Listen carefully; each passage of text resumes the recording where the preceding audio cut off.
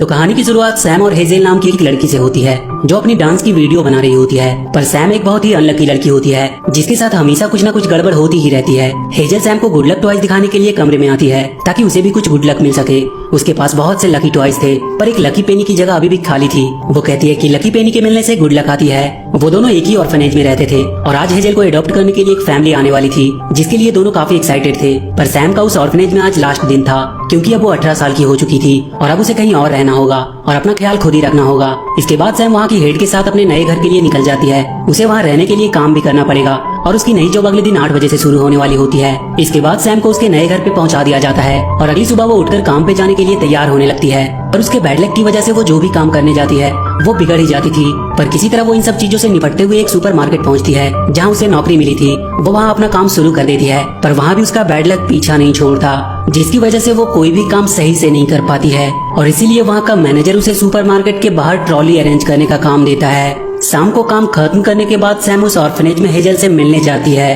पर वहाँ उसे पता चलता है कि जो फैमिली हेजल को अडॉप्ट करने के लिए आने वाली थी वो नहीं आए और अब एक और फैमिली है जो संडे को आने वाली है। सैम जाकर हेजल से मिलती है। वो बहुत उदास होती है। तब सैम उसे जाकर समझाती है कि उसे जरूर अपनी फैमिली मिलेगी और वो भी इसी संडे को। हेजल थोड़ी खुश होती है और कहती है कि क्या पता उससे पहले उसे वो लकी पेनी भी मिल जाए। शाम को सैम एक कैफे के बाहर सैंडविच खा रही होती है तभी वहाँ पे उसे एक ब्लैक कैट दिखाई देती है। वो उस कैट को अपनी सैंडविच खाने को देती है और उसी से बातें करने लगती है कि काश उसके पास थोड़ा गुड लक होता तो वो उसे हेजल को दे देती ताकि उसे एक अच्छी फैमिली मिल सके क्योंकि उम्र बढ़ने के साथ ही फैमिली मिलने के चांसेस कम होते जाते हैं और वो नहीं चाहती कि हेजल भी उसी की तरह बिना फैमिली के रहे।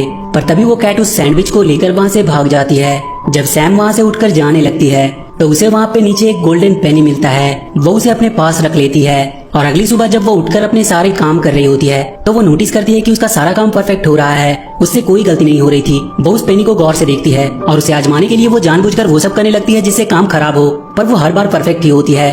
वो सुपरमार्केट में भी आज काफी अच्छे से काम कर रही होती है जिसे देखकर उसका मैनेजर भी बहुत हैरान और खुश भी होता है। पर उसकी ये खुशी ज्यादा देर तक नहीं रहती क्योंकि उसका वो पेनी गलती से टॉयलेट में फ्लश हो जाता है और उसके जाते ही उसका बैड लक फिर से वापस आ जाता है। वो फिर से उसी कैफे के बाहर खड़ी सोच रही होती है तभी वहाँ पे वो ब्लैक कैट आती है। सैम उससे बातें करने लगती है कि उसके जाने के बाद कल उसे यहाँ पे एक गुड लक पेनी मिली थी पर उसने उसे टॉयलेट में फ्लश कर दिया। ये सुनते ही वो कैट उसे गुस्से में कहता है कि तुम ऐसा कैसे कर सकती हो। एक कैट को बात करता हुआ सुनकर वो हैरान हो जाती है। सैम देखती है उस कैट के कॉलर में वैसा ही निशान है। वो समझ जाती है कि वो पेनी उसी कैट ने उसे दी थी। वो उससे एक और पेनी मांगने लगती है पर वो कैट वहाँ से भागने लगता है। सैम उसका पीछा करती है और एक जगह वो छुपकर देखती है कि वो कैट कोई पासवर्ड डालकर एक पोर्टल खोलता है और फिर उसके बाद वो उसके अंदर चला जाता है। सैम भी उसके पीछे उस पोर्टल के अंदर चली जाती है और इसके बाद वो एक अलग ही दुनिया में पहुंच जाती है। वो कैट उसे वहां देखकर बहुत डर जाता है। वो उससे कहता है कि वो उसका पीछा क्यों नहीं छोड़ देती।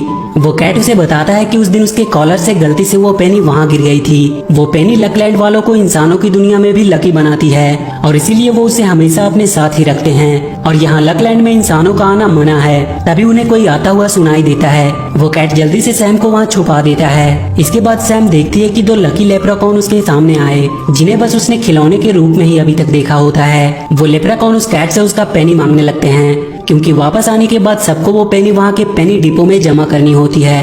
वो कैट उनसे कहता है कि आज वो अपनी पेनी खुद कैप्टन को दे के आएगा। अब वो कैट बहुत परेशान होता है क्योंकि उसे कुछ भी करके वो पेनी ढूंढनी होगी। सैम उसे एक आइडिया देती है कि वो लेप्रोकॉन के कपड़े पहनकर वहाँ के पेनी डिपो में जाएगी और फिर वहाँ से एक कॉइन चुरा कर ले आएगी और फिर उससे पहले वो हेजल को गुड लक देके वो पेनी उसे वापस कर देगी।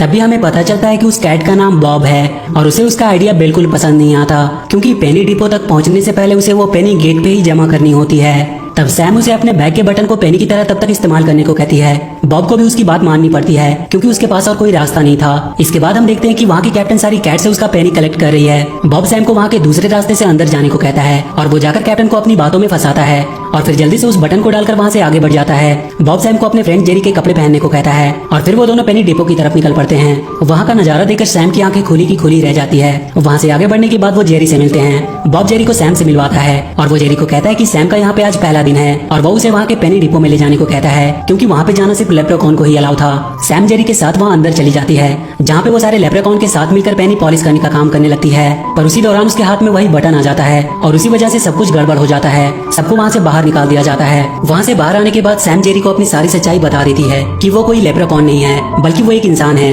जो यहाँ पेनी की तलाश में आई है। उसकी बात सुनकर जेरी बहुत डर जाता है। वो